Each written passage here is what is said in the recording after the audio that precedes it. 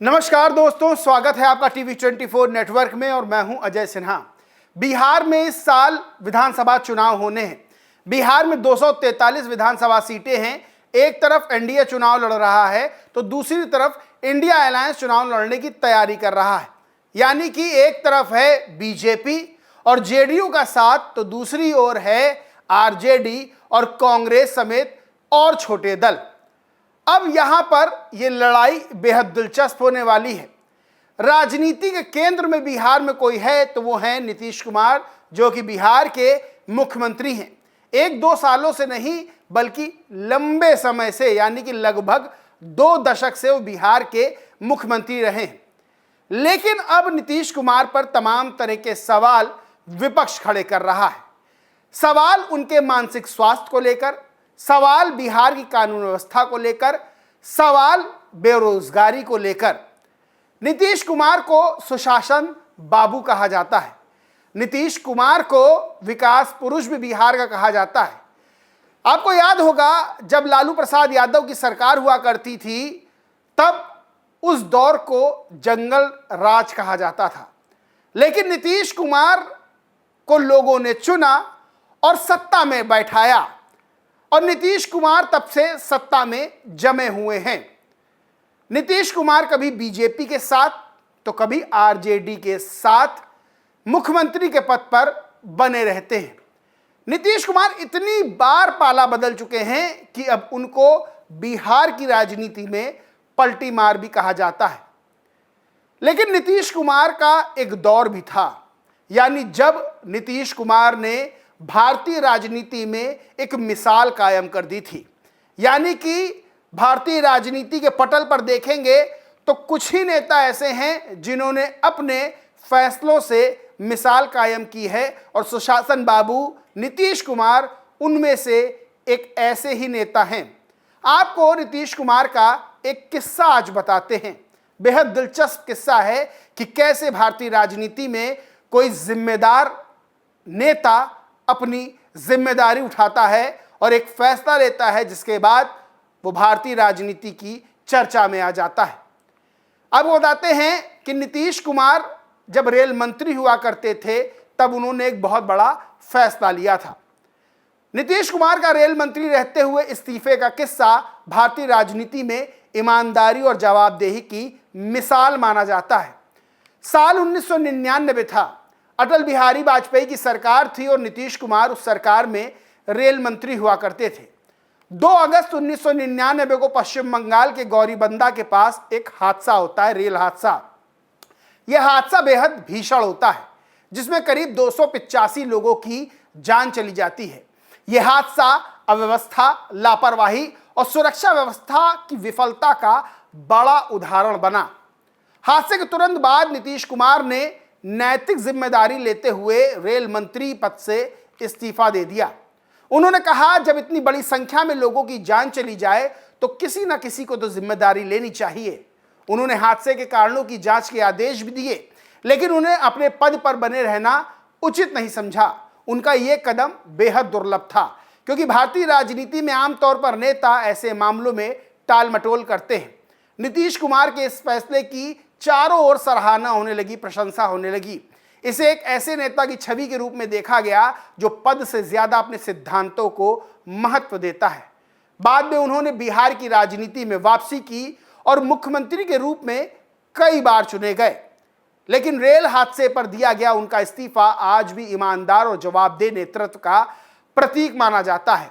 इस घटना ने नीतीश कुमार को एक ऐसे नेता के रूप में स्थापित किया जो केवल सत्ता के लिए नहीं बल्कि जनता के प्रति अपनी जिम्मेदारी निभाने में विश्वास करता है।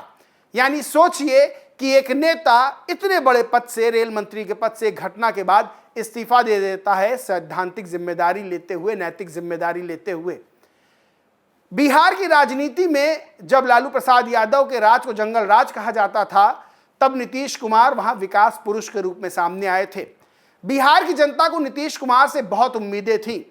सड़कों का जाल बिछाना हो या कानून व्यवस्था को बेहतर करना हो, नीतीश कुमार ने बिहार के लिए बहुत काम किया।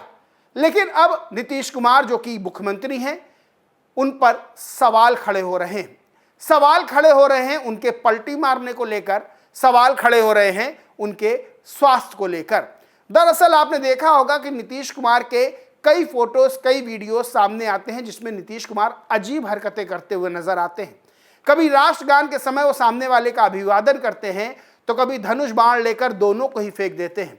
कभी नीतीश कुमार पूजा वाली जगह पर चप्पल जूता पहने नजर आते हैं, तो कभी नीतीश कुमार भरे मंच पर एक महिला का कंधा पकड़कर उसे खींचते हुए नजर आते हैं, तो कभी नीतीश कुमार अचानक प्रधानमंत्री नरेंद्र मोदी का हाथ पकड़ते हुए नजर आते हैं।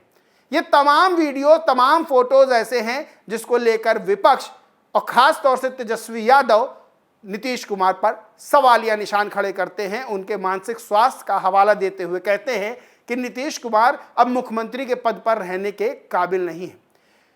नीतीश कुमार, ये वही नीतीश कुमार हैं जिन्होंने इस्तीफा दिया था अपनी जिम्मेदारी को समझते हुए। वही नीतीश कुमार की सरकार में अब एक नया आरोप भी लग रहा है। तेजस्वी यादव ने आरोप लगाया है और एक आरोप लगाते हुए कहा कि अब बिहार में जमाई आयोग बना देना चाहिए। तेजस्वी यादव ने ट्वीट किया, जमाई आयोग बनाने के बाद पीएम और सीएम को अब जीजा आयोग भी बनवा देना चाहिए। केंद्रीय मंत्री के जीजा, बिहार सरकार के मंत्री के जीजा, सांसद के पति इत्यादि अनेक लोग 2,60,000 रुपए सैलरी प्रतिमाह पाने के लिए आयोगों में ठूंसे जा रहे हैं। मुख्यमंत्री की अचेत अवस्था भूंजा पार्टी के लिए ईश्वरीय उपहार बन चुकी है।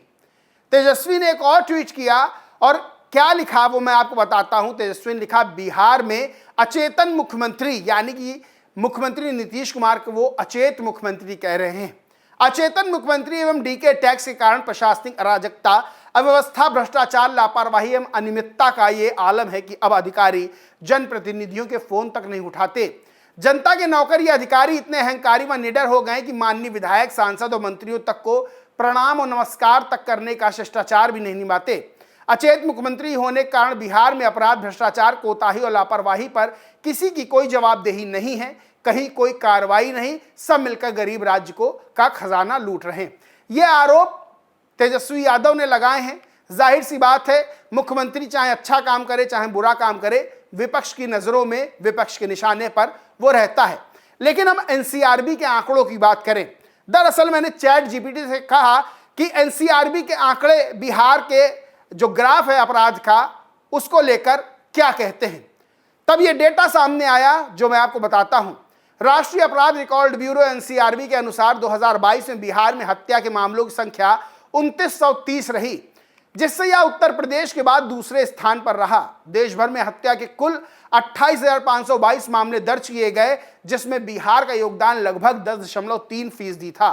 बिहार में प्रतिदिन औसतन 8 हत्या की घटनाएं दर्ज हुई और राज्य में पटना को हत्या के मामले में एक प्रमुख हॉटस्पॉट के रूप में पहचाना गया, जहां एक वर्ष में 107 हत्या की घटनाएं हुई।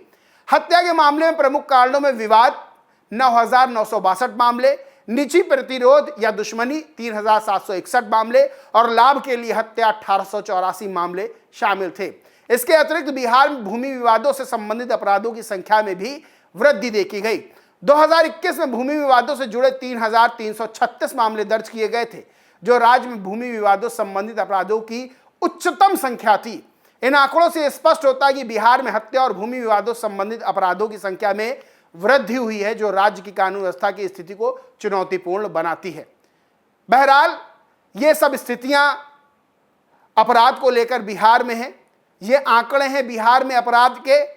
नीतीश कुमार जो कि लंबे समय से मुख्यमंत्री बने हैं, एक बार फिर से वो जोर आजमाइश कर रहे हैं कि वही मुख्यमंत्री बिहार के बने। यानी कि सीटें जेडीयू की कम है, बीजेपी की ज्यादा है, लेकिन बीजेपी की मजबूरी है कि नीतीश कुमार को मुख्यमंत्री के तौर पर सामने लाया जाए।